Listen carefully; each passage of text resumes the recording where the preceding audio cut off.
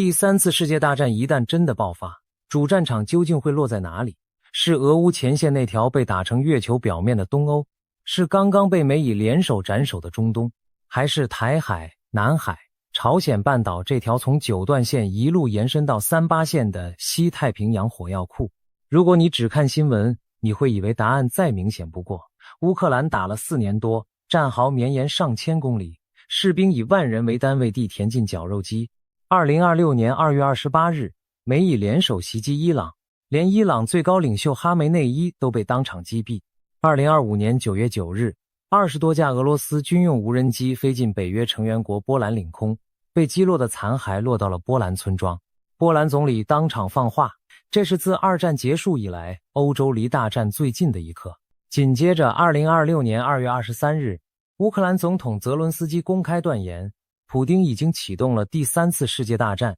连美国前劳工部长赖克都说，美以对伊朗动手，已经把世界推到了第3次世界大战的悬崖边。听到这里，你大概会以为主战场非欧洲莫属，或者起码是中东，毕竟那里每天都在死人，每天都在打飞弹。然而真相恰恰相反，当你把镜头拉远，把这4年多来美俄之间那些看似互相敌对，却又一次次在关键时刻奇妙合拍的小动作全部串起来，你会发现一个让人脊背发凉的真相。美国和俄罗斯这两个声称在乌克兰已经打到不死不休的死对头，竟然在一件事情上达成了极其罕见、极其诡异但又极其坚定的共识，那就是第3次世界大战的真正主战场绝对不能在欧洲，也不能在中东，而是必须是亚洲，更精确地说，是西太平洋，是台湾海峡，是我们脚下这片土地的旁边。听起来像是阴谋论吧？你大概想说，这怎么可能？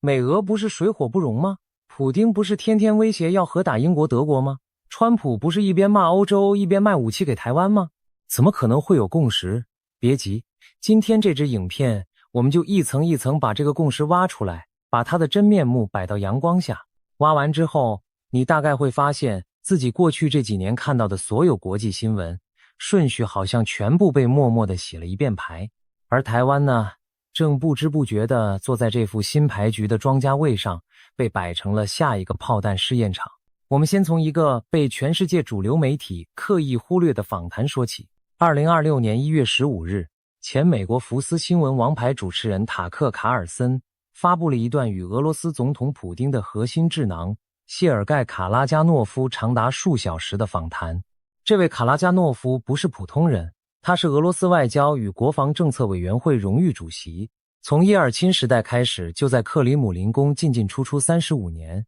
是公认最理解普丁脑袋的人之一。在这段访谈里，他说了一句震惊整个欧洲，但东亚媒体却几乎没有报道的话。他说，如果欧洲继续援助乌克兰，俄罗斯将在未来1到2年内使用核武器惩罚欧洲。而他选定的第一个目标，竟然不是基辅，不是华沙，不是波罗的海3国，而是德国和英国。他原话这样说，德国必须是第一个，因为德国是欧洲历史上一切最坏东西的源头。这句话一出来，全欧洲炸锅。德国国防部立刻召开紧急会议，英国首相紧急会晤北约秘书长。可是接下来，卡拉加诺夫又补了一句更让人玩味的话。他说，如果我们打击波兰的波兹南，美国人也绝对不会回击，美国人在任何情况下都不会回击。然后他话锋一转，轻描淡写地说，不过我希望波兰人现在越来越明白事理了，他们知道自己在玩火，他们正试着从这场战争的前线后撤。看出来了吗？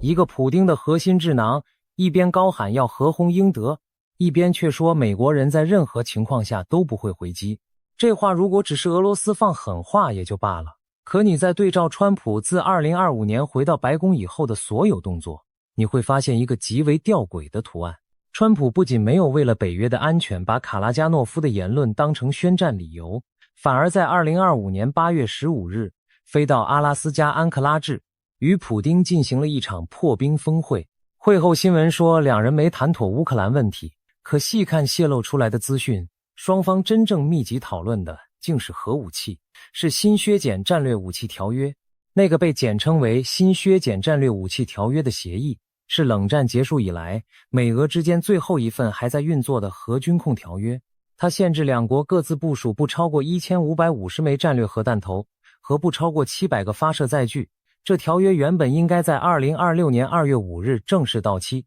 普丁在2025年9月公开喊话，愿意自我约束遵守条约上限再延长1年，给双方时间谈判一份新的。可是川普一开始说这听起来是个好主意，到了2026年1月8日接受纽约时报采访时，又改口说如果到期就到期吧，我们会搞一份更好的。然后到了2月5日，条约如期失效。可吊诡的是，条约失效之后，俄罗斯外交部长拉夫罗夫立刻在杜马声明，俄罗斯将继续自我约束，遵守条约原本的数量上限，只要美国也照做。而川普这边呢，美国国务卿卢比奥3月对外表示，真正的军控必须包含中国，否则没有意义。听到这里，你应该已经嗅到一点不对劲了。美俄这两个原本要靠军备扩张互相威慑的对手，竟然在条约失效之后不约而同地暗示新一轮核武扩张主要不是针对对方，而是针对中国。这就引出了华盛顿圈内最近几年悄悄流行的一个战略术语，叫做反向尼克森。这个词最早是川普团队的测试们从一个叫莫妮卡·克劳利的美国礼宾司长口中流出。他公开说过，川普正试图完成一场反向尼克森。1972年，当年的尼克森访华，目的是把中国从苏联阵营里撬出来，孤立莫斯科。50多年后，川普想做的事情完全反过来，他要把俄罗斯从中国阵营里撬出来，孤立北京。整套逻辑背后的算盘是这样的，当前的全球地缘政治中，俄罗斯已经是中俄联盟里的次要伙伴，是小弟，中国才是大哥，是美国真正担心会挑战其全球霸权的对手。因此，与其在欧洲跟一个经济体量只剩下加拿大水平的俄罗斯死磕，不如做个交易。美国默许俄罗斯在乌克兰吃下一定领土，换俄罗斯在亚洲问题上至少保持中立，最好还能在能源、技术、外交上稍微疏远中国一点点。这就是反向尼克森的核心思想。而最让人脊背发凉的是，俄罗斯似乎也乐见其成。为什么？因为俄罗斯心里清楚得很，自己跟北约硬碰硬是慢性自杀。乌克兰战场上4年下来，俄罗斯虽然占了东部4州，但精锐装甲部队和黑海舰队损失惨重，连加里宁格勒飞地的驻军都被抽调到了乌克兰前线。卡拉加诺夫话里头那句美国人绝对不会回击，看似在威胁波兰，其实是在向华盛顿眨眼示意。你看，我们克里姆林宫的核心智囊都这么说了，意思就是俄罗斯的核威胁是有上限的，是针对欧洲，而不是针对全球，更不是针对你美国本土。这是一种典型的对华盛顿的暗号。我们别再互掐了，把目光转向真正的对手吧。而真正的对手当然就是中国。到这里，第一层的真相已经浮出水面了。美俄之间的第一层共识就是这场大战必须让欧洲降温。普丁喊核战是要吓唬欧洲，让他们停止援乌；川普压欧洲是要逼盟友自己掏钱买单，把美军主力从欧洲调走。双方的动作看似敌对，目的却惊人的一致。欧洲不能是主战场，可是欧洲不打，难道改打中东？2026年2月28日，美以联手对伊朗发起的那场闪电战，看似要把火烧大，最终又戛然而止。哈梅内伊死了，伊朗议会议长加利巴夫公开称这是一场大规模世界战争。德黑兰往以色列、美军中东基地以及周边阿拉伯国家连发飞弹，连一枚伊朗飞弹在飞往土耳其上空被击落时，残骸都掉到了北约成员国土耳其境内的多尔托尔镇。所有人都觉得中东这把火要烧进北约，要烧成第3次世界大战了。可是接下来几周，事情出乎所有人预料的平静下来。为什么？因为哈梅内伊死后，伊朗革命卫队内部立刻陷入接班权力斗争，没有人有足够权威下令对美军进行全面战争。霍尔木兹海峡虽然短暂被威胁封锁，但沙乌地阿拉伯、阿联酋立刻帮助美国重启石油供应线路，国际油价在飙升3天后迅速回稳。中东的代理人网络，包括哈马斯、真主党、胡塞武装，全都在2023年到2025年间被以色列一波又一波地剃成了秃头。等到伊朗本身被斩首时，这个曾经号称抵抗轴心的网络，竟然找不到一只像样的爪子可以伸出来。更耐人寻味的是，俄罗斯这个伊朗的官方盟友，这次的反应竟然出奇的冷淡。普丁没有给伊朗送一枚像样的飞弹，没有给革命卫队一个能撑住场面的承诺，只是发了一份不痛不痒的谴责声明。为什么？因为俄罗斯心里明白，伊朗死透了对他反而是好事。中东混乱，油价走高，俄罗斯这个能源出口大国反而能赚一笔。更重要的是，伊朗倒下之后，中东的权力真空被沙烏地阿拉伯、土耳其、以色列分食，没有一个能威胁到俄罗斯在中亚的势力范围。最关键的是，伊朗死了，俄罗斯反而可以更专心地把南线的注意力从叙利亚中东这条老路调整到一个更值得他经营的方向。哪个方向？你大概已经猜到了。是的，东边是中国的后门，是中亚五国，是蒙古，是俄罗斯远东，是那条从海参崴一路延伸到鄂霍次克海的，与东北亚接壤的长达数千公里的战略边境。说到这里，我们已经把美俄共识的第二层真相挖出来了。欧洲不能打，中东打不起来，剩下的唯一选项就是亚洲，是西太平洋，是台海，是朝鲜半岛，是南海，是琉球群岛。可你大概还是要问，这太夸张了吧？美俄凭什么能直接决定主战场放在哪里？别忘了，战争从来不是某几个大国坐下来抽签决定的。战争的本质是当一个正在崛起的强权与一个正在守成的霸权无法在规则之内达成妥协时，必然爆发的结构性碰撞，历史上叫做修昔底德陷阱。今天这个崛起者就是中国，守成者就是美国，而俄罗斯已经悄悄地从昨日的主角转变为今日的局外人，甚至是局内的隐形助攻者。2026年4月，美国国会众议院军事委员会举行了一场听证会，内容你听了会立刻明白美国真正的战略重心在哪里。美军印太司令部司令帕帕罗上将公开说，他的任务是确保从现在到2027年甚至更长时间内，美军和盟友有能力在台湾海峡阻止中国取胜。注意这个时间点，2027年，这不是一个随便挑的年份，这是中国解放军建军100周年，是习近平多次公开要求建成世界一流军队的截止日，是西方战略圈普遍认为中国可能对台湾动手的最早窗口期。而为了应对这个窗口期，美军在2026年发起了一个叫做拒止防御的全新战略。简单说，就是把美军主力从欧洲、中东撤出来，集中到第一岛链和第二岛链之间，包括日本冲绳、菲律宾吕宋岛、关岛、澳洲北部达尔文港，乃至于东南亚各港口。同时，美国向台湾加码军售，据传光是2026年初的一笔对台军售就高达200亿美元。北京私下警告华盛顿，如果这笔军售过关，川普原定4月的访华行程就会被取消。可是川普没有退让，这还只是表面的军事调动，更深层的事情是经济、科技、金融的全面备战。美国对中国高阶晶片、AI 设备、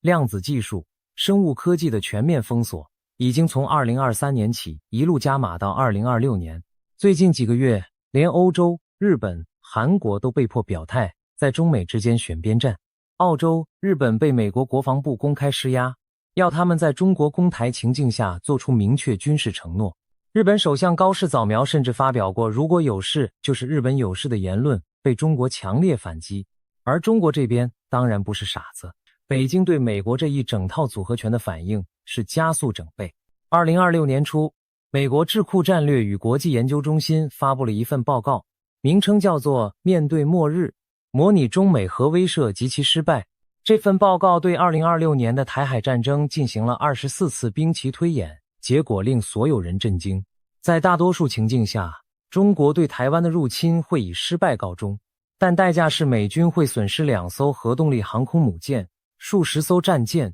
数百架战机、数千名美军官兵，以及对台湾的彻底毁灭。而中国则会在这场战役中损失成千上万的两栖部队、数百艘登陆舰，整个东部战区海军几乎被歼灭。日本和韩国的港口、机场，乃至于部分人口稠密城市，都会被中国的东风飞弹洗一遍。整个西太平洋的航运会中断至少半年。全球供应链会崩溃，台湾会变成第二个乌克兰，但烈度10倍以上。更可怕的是，这份报告还推演了战术核武器使用的情境。一旦中国发现自己对台登陆即将失败，是否会动用战术核武器迫使美军退出战场？一旦美军动用战术核武器摧毁中国登陆舰队，是否会引发中国对美军亚太基地的核反击？一旦这个门槛被跨过，是否会升级到对美国本土、中国本土的全面核战？报告的结论是，双方都会走上核升级阶梯，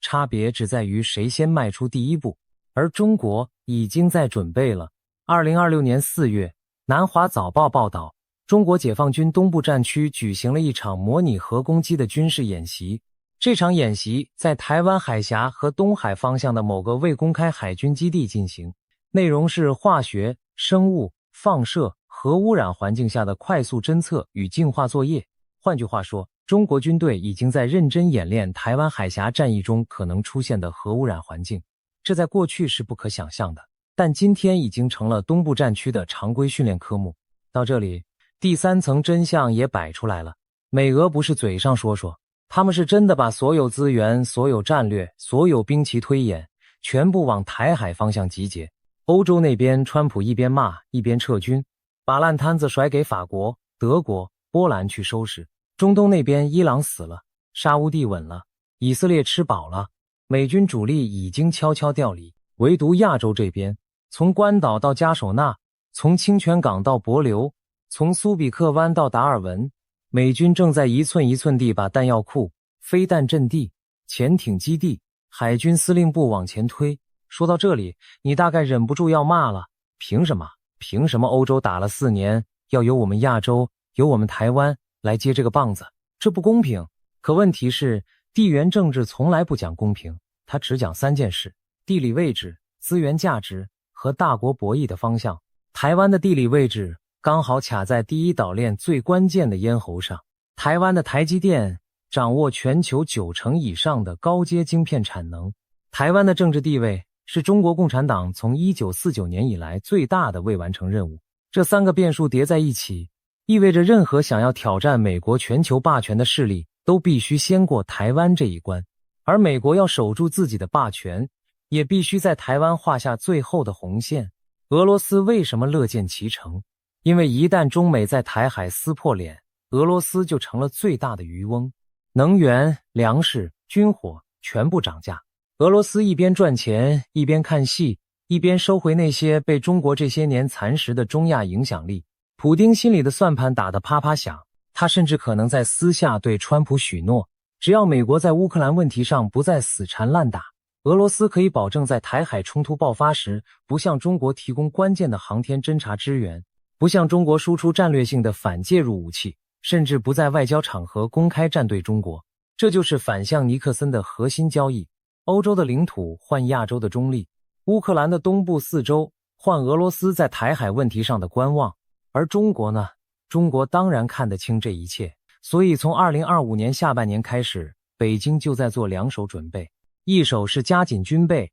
加紧核扩张，加紧与北韩、伊朗、叙利亚甚至古巴的军事合作；另一手则是外交反击。习近平在2026年2月4日先后与普丁进行视讯会晤，又与川普进行电话会谈。在与普丁的视讯里，习近平强调中俄要共同维护全球战略稳定。在与川普的通话里，重点则是贸易、军事以及川普原定4月的访华行程。中国的讯息很清楚，我不会主动退让，但我也不想被美俄联手算计。可是中国有一个天然的弱点，它的盟友比起美国的盟友少得可怜。中国真正能依赖的只有北韩、伊朗、俄罗斯，再加上几个边缘的非洲、南美国家。而这些国家中，伊朗已经断臂，北韩自顾不暇，俄罗斯则正在悄悄变心。所以一旦战争真的打起来，中国要面对的是美国、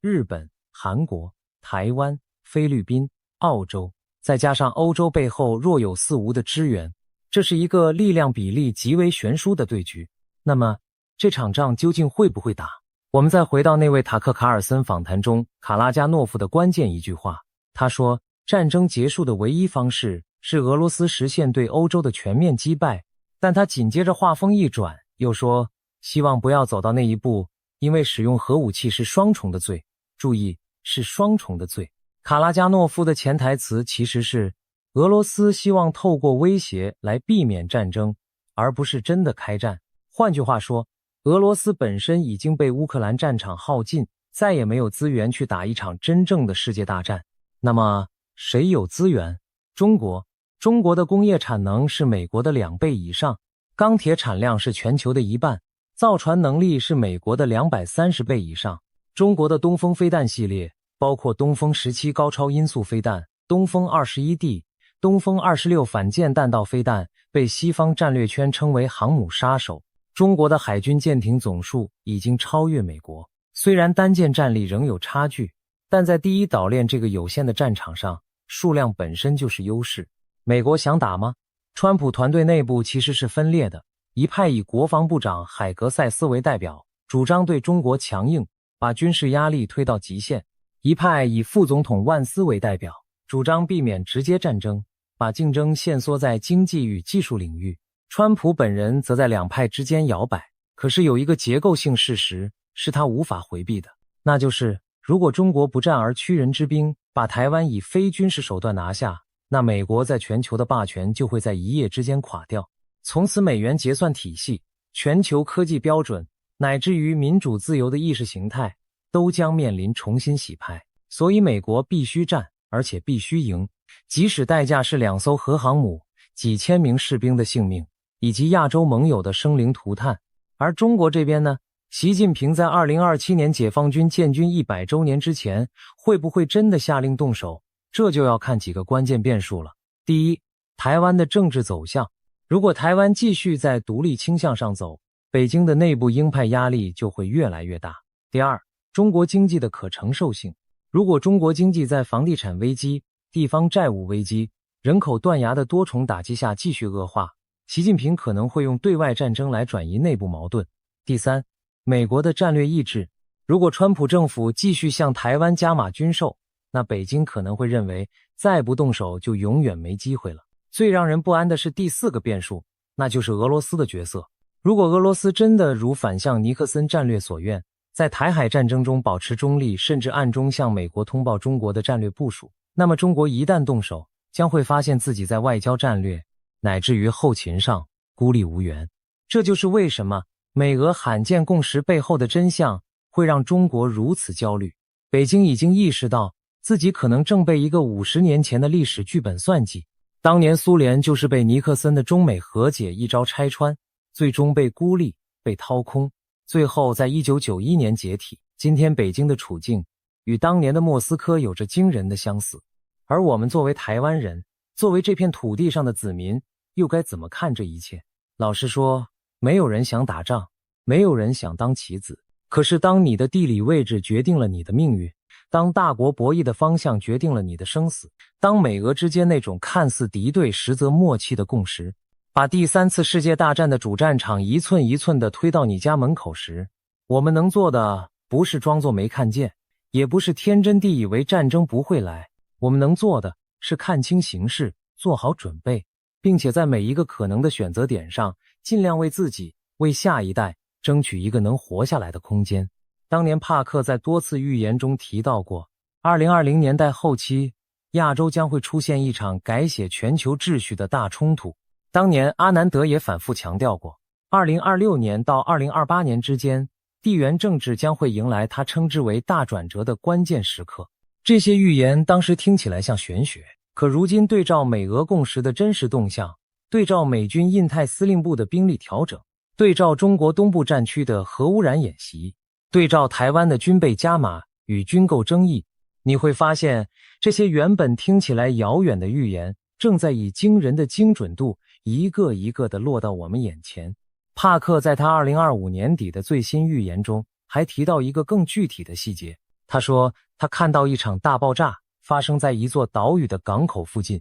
这场爆炸不是核爆，但会引发连锁反应，把整个地区拖入战争。当时很多人猜测这个岛屿可能是台湾，可能是日本冲绳，也可能是菲律宾，但无论是哪里，那场爆炸所引发的连锁反应都会把美俄共识所准备好的舞台彻底点燃。预言能不能成真，谁也不知道。但当你把预言放在现实的脉络里，你会发现它和当前所有的军事、外交、经济讯号竟然惊人的吻合。阿南德这几年的解读也越来越聚焦在2026年和2027年之间。他在一个重要的占星推演中提到，2027年是一个极为关键的天象节点，太阳、木星、土星、火星将会形成一个罕见的角度。这个角度在历史上每次出现都伴随着大规模的战争或政权更替。1914年第一次世界大战爆发前，这个角度出现过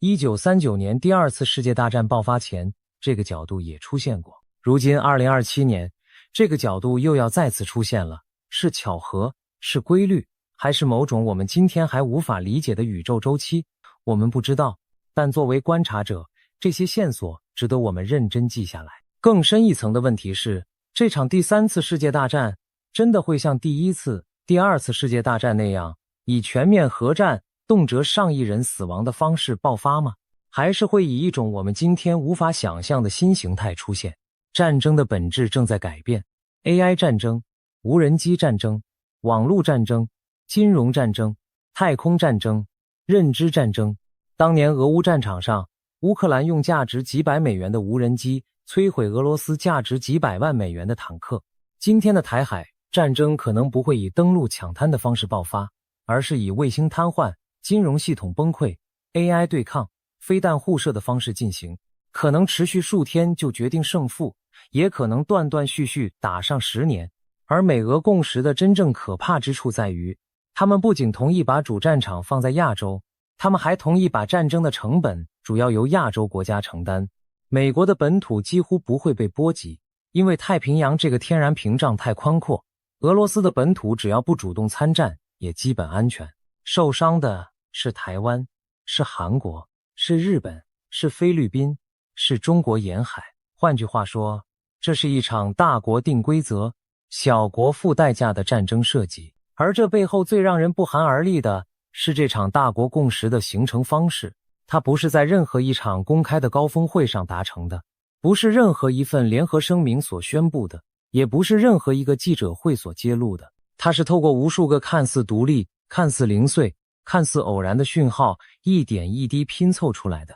卡拉加诺夫在卡尔森访谈中那句美国人不会回击，普丁在阿拉斯加峰会后对核武条约的态度，川普在新闻稿里那句更好的协议，卢比奥那句必须包含中国，海格塞斯在五角大厦内部所定的拒止防御战略，布伦森将军在国会听证会上那句2027年是关键窗口。每一个讯号独立看都不起眼，但合在一起就是一张完整的战争地图。而中国的战略圈当然也不是傻子，北京清华大学战略与安全研究中心、中国社科院世界经济与政治研究所，乃至于解放军国防大学这几家智库近2年的内部研判都已经明确指出，俄罗斯不再是中国可以绝对信赖的战略伙伴。中国驻俄罗斯大使馆的一份泄露电文中甚至直接写道，俄方在新削减战略武器条约问题上的言行显示其有意在中美之间扮演杠杆角色，我方应有相应准备。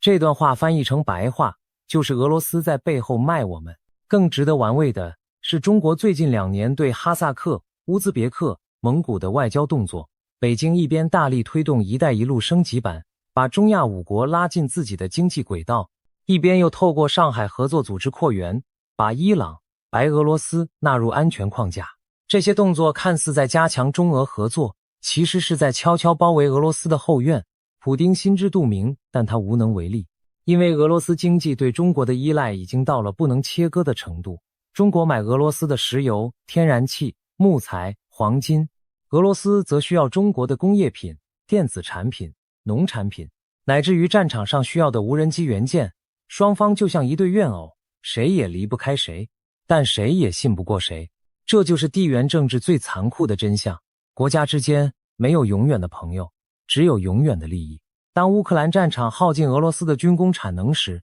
俄罗斯就成了中国的次要伙伴。当中国的崛起威胁到全球霸权时，俄罗斯就成了美国最想拉拢的棋子。而台湾这个夹在中美俄三角之间的小岛，就成了所有人都想用来换筹码的活祭品。我们再把镜头拉得更近一点，来看看美军最近这一年在亚洲的具体动作。2025年下半年，美军将2个原本驻防德国的爱国者飞弹连秘密调往菲律宾吕宋岛北部，距离台湾本岛最窄处只有300公里。2026年1月，美军与日本自卫队在冲绳西南方海域联合演训，内容是封锁宫古海峡，阻断中国海军突破第一岛链的可能性。2026年3月，美军向澳洲北部达尔文港增派陆战队轮驻人员，总数从原本的2500人增至4500人。2026年4月，美军在菲律宾中吕宋的新军事基地正式启用，部署中程飞弹与无人机指挥中心。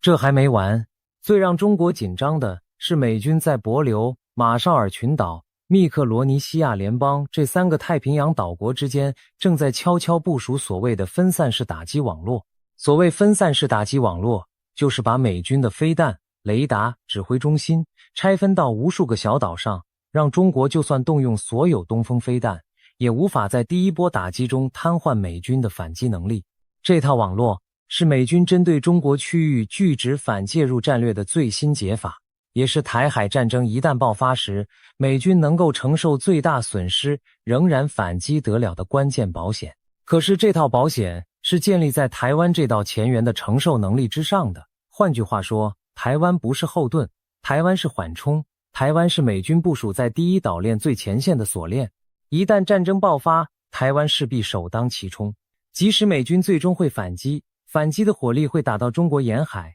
但台湾本岛恐怕已经先承受了第一波摧残。说到这里，我们再把眼光放到朝鲜半岛，北韩的金正恩这几年的动作也越来越令人不安。2026年初，北韩从平壤向东部海域连射多枚弹道飞弹，金正恩公开要求兵工厂把战术导引武器产能翻倍以上。北韩还在2024年6月与俄罗斯签订全面战略伙伴关系条约，向俄乌战场输送超过11000名士兵，以及大量短程弹道飞弹和炮弹。这个从金日成时代开始就被孤立的小国，竟然在2020年代后期摇身一变成为俄罗斯战时最重要的军火供应商和兵源补给站。更可怕的是，北韩这几年透过向俄罗斯出口武器和兵力，换回了大量本来无法取得的高技术，包括卫星发射技术、潜艇静音技术，乃至于战术核武器小型化技术。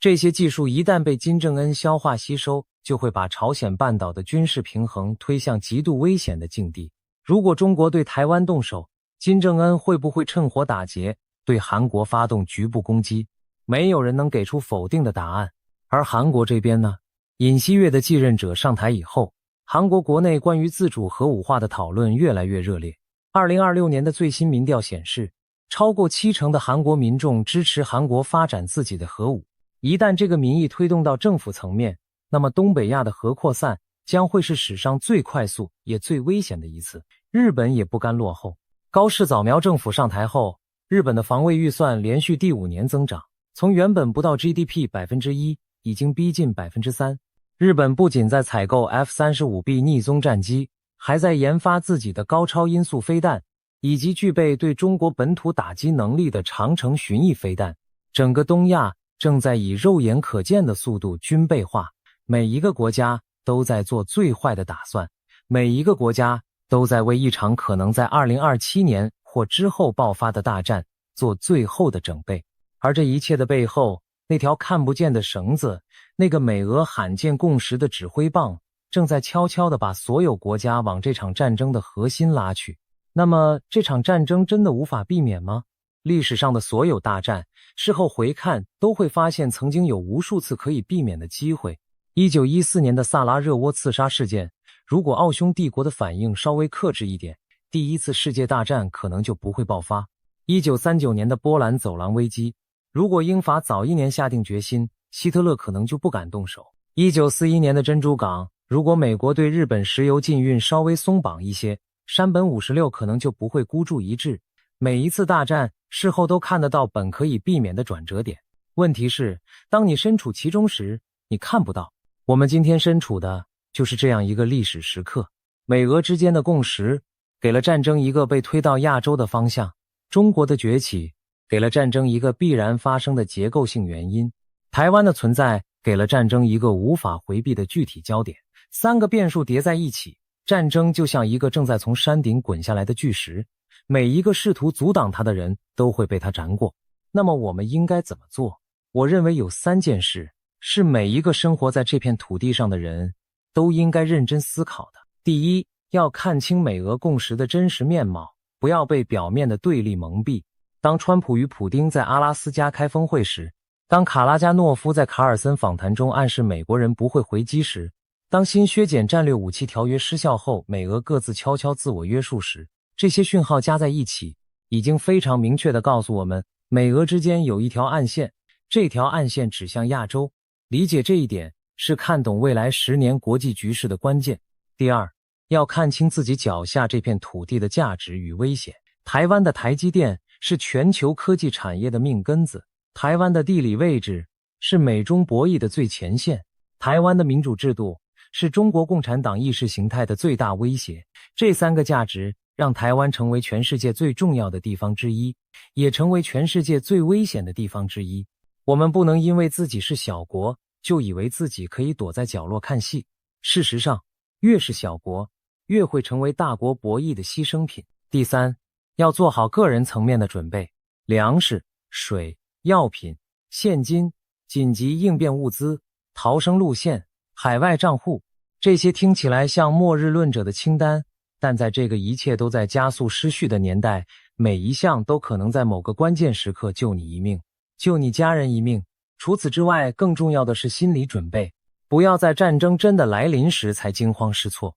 要有预设情境，要有应对剧本，要有家庭分工。这些准备不是为了制造恐慌，而是为了在最坏的情况下给自己和家人一个活下来的机会。更深一层的准备是精神层面的，当战争真的来临时，最先垮掉的往往不是身体，而是心智。看看乌克兰这4年，多少前线士兵不是死于子弹，而是死于精神崩溃，多少后方民众不是死于炮击，而是死于绝望。所以平时就要锻炼自己的心智韧性，要培养面对巨大压力时仍能保持理智的能力，要相信自己有能力应对最坏情况，要相信家人有能力一起度过难关，要相信这片土地的人民有能力在最艰难的时刻团结起来。信念不是迷信，而是一种能让你在绝境中仍然能做出正确选择的内在力量。除了个人准备，社会层面的准备也同样重要，要关注社区的应急能力，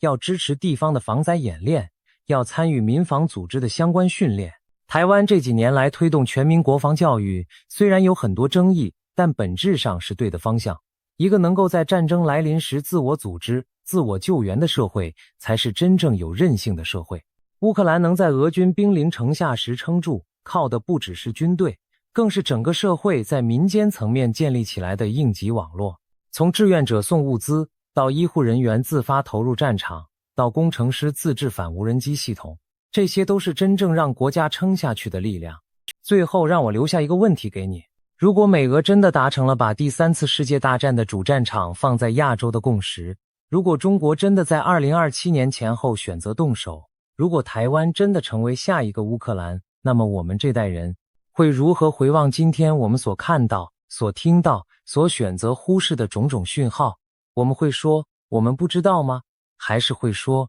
我们知道，但我们以为这一切不会发生在我们身上？历史从来不会给人第2次机会。1939年9月1日，德军跨过波兰边境的那一刻，全欧洲也曾以为这只是一场局部冲突。1941年12月7日，日本偷袭珍珠港的那一刻，全美国也曾以为太平洋战场不会打到自己头上。今天的我们站在2026年5月的这个时间点上，望着美俄共识所指向的亚洲方向，内心或许也在说同样的话，应该不会吧，应该还有时间吧，应该不会打到台湾吧。但历史的真相是，当你能够清楚看见一场大战的所有预兆时，这场大战往往已经不是会不会发生的问题，而只是何时发生的问题。第3次世界大战会不会爆发？谁是主战场？我们已经把所有线索摆给你看了。美国与俄罗斯之间那个罕见而诡异的共识，正像一支看不见的指挥棒，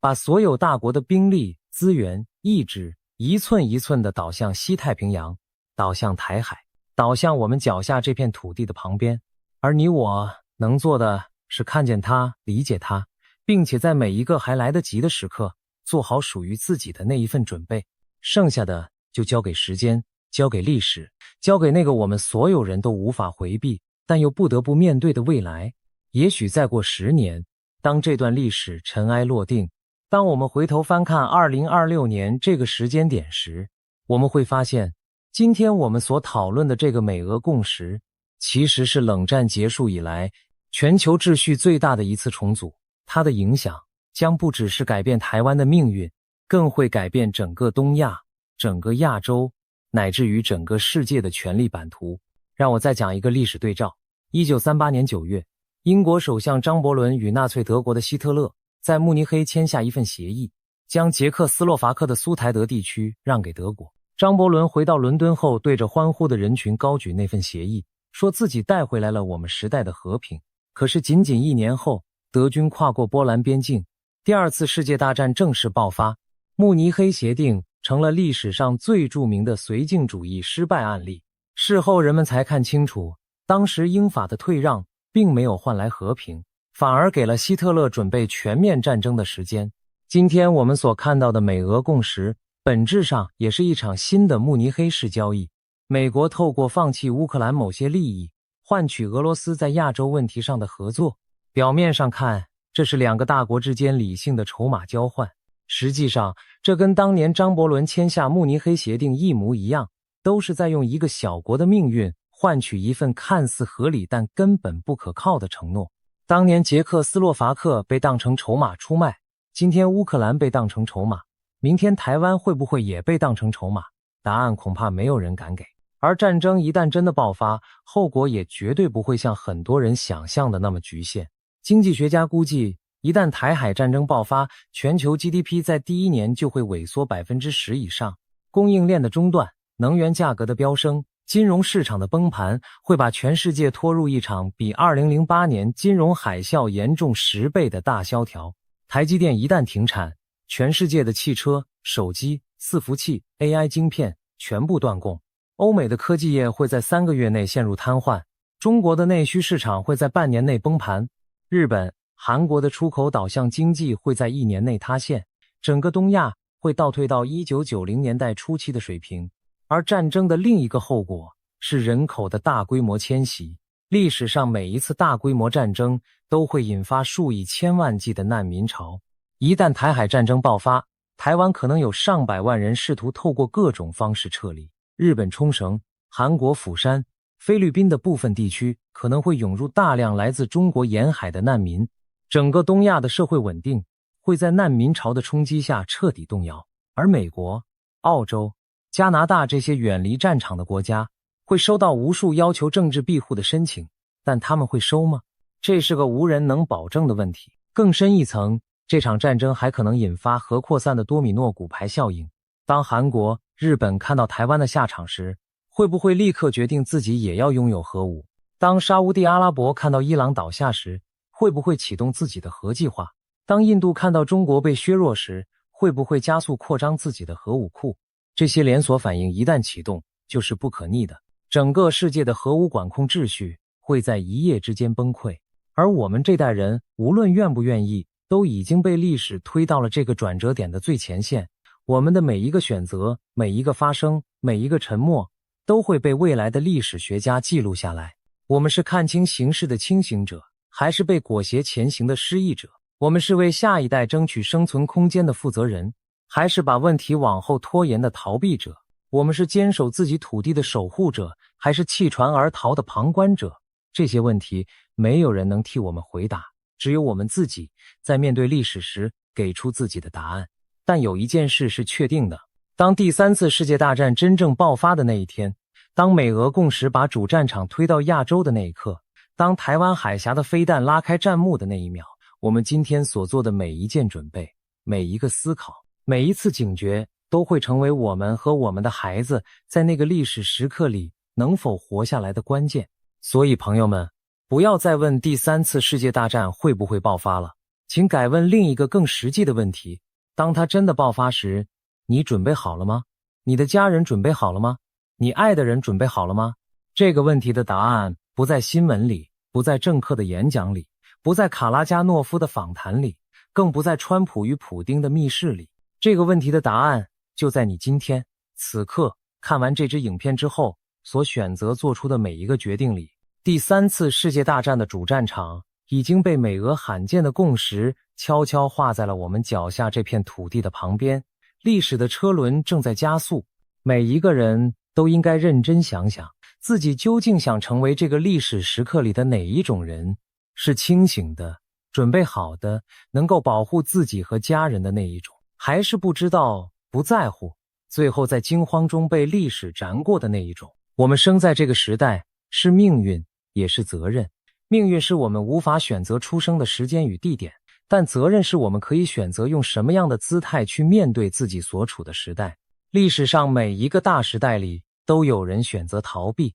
也有人选择承担。逃避的人被历史遗忘，承担的人被历史铭记。我们未必要成为英雄，但至少不要成为那个被时代击溃，却从未真正抬头看过时代的人。当大战真的来临，我们会被迫做出许多艰难的选择，是留下还是离开，是抵抗还是顺服，是相信媒体还是相信自己的判断。这些选择没有标准答案，每个人都要根据自己的情境、自己的家庭、自己的价值观做出最适合自己的决定。但有一个原则，值得我们所有人在做决定之前牢牢记住，那就是不要被恐惧支配，也不要被希望蒙蔽，要在恐惧与希望之间找到一条让自己能够活下去，并且活得有尊严的中间路。选择权在你手上，时间并不在我们这边。